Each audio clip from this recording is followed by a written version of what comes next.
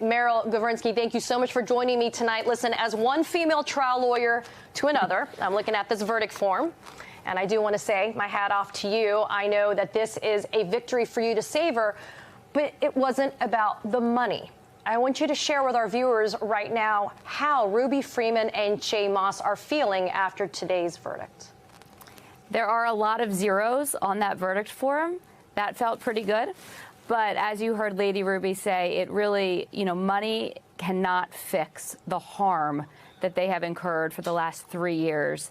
And the jurors heard in painstaking details about that harm. Both of our clients are heroes.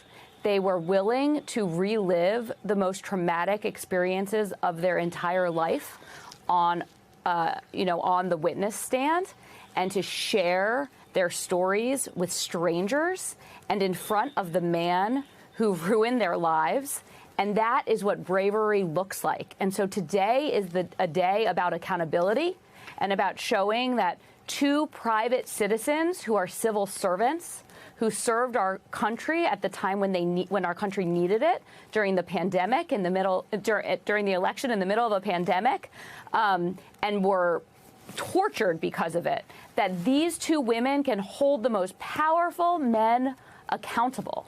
And that is what today is about for our clients. It is about bravery and accountability.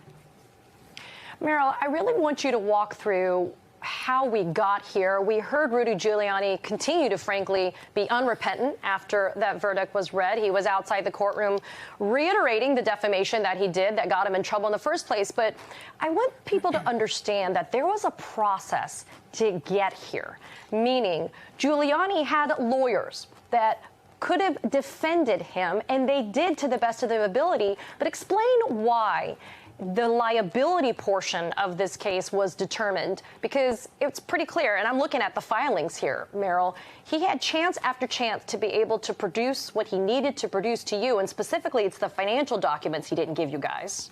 And in the end, the judge was left to sanction him by striking his pleadings, right? Well, how much time do you have? Because it was a very long, tortured, meticulous process. And it wasn't only the financial documents that Mr. Giuliani refused to produce. It was any documents. I mean, he produced a sliver of documents in his possession, and most of those were unintelligible and irrelevant. And the judge found that he failed to preserve evidence. And this is a man who has been a lawyer for decades. He knows what the rules require, and he made a conscious decision, a willful decision, not to preserve those materials. And there are consequences in the courts when you fail to comply with the rules. And so Judge Howell, the court provided him with opportunity after opportunity to produce the records. She gave him warning shots. She said, if you don't produce, I'm going to consider serious sanctions.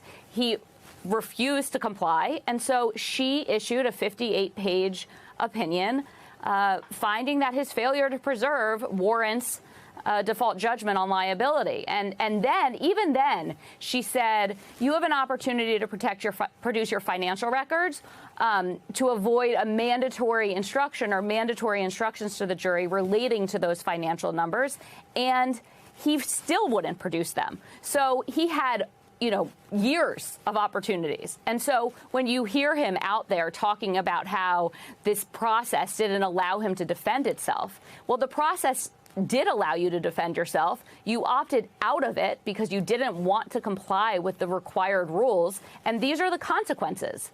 And so everything that happened is a result of his own behavior. And I think that this whole pattern and this whole case, and even him going out in front of the courthouse and defaming our clients again, shows that he is utterly incapable of accepting any responsibility and accountability for his actions.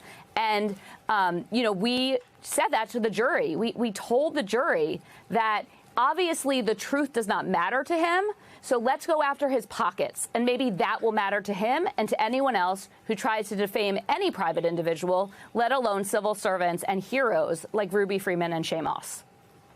Meryl, before I have to let you go, let's talk about the quote, anyone else, that you just mentioned right now. We heard from your clients that, as it is, it's the truth. It's not just Rudy Giuliani. There are others that contributed to and participated in the defamation of your clients. Who's next? Who's next in the bullseye there? Well, we certainly will continue to advocate for our clients, and we will make sure that nobody is above the law and is able to continuing spreading false information about them. Meryl Gravernsky, you know what? Keep going at it. Thank you for being here tonight. I appreciate it. And please send our congratulations to Ruby Freeman and to Shaye Moss. We appreciate it. I will. Thank you so much for having me. Thanks, Meryl.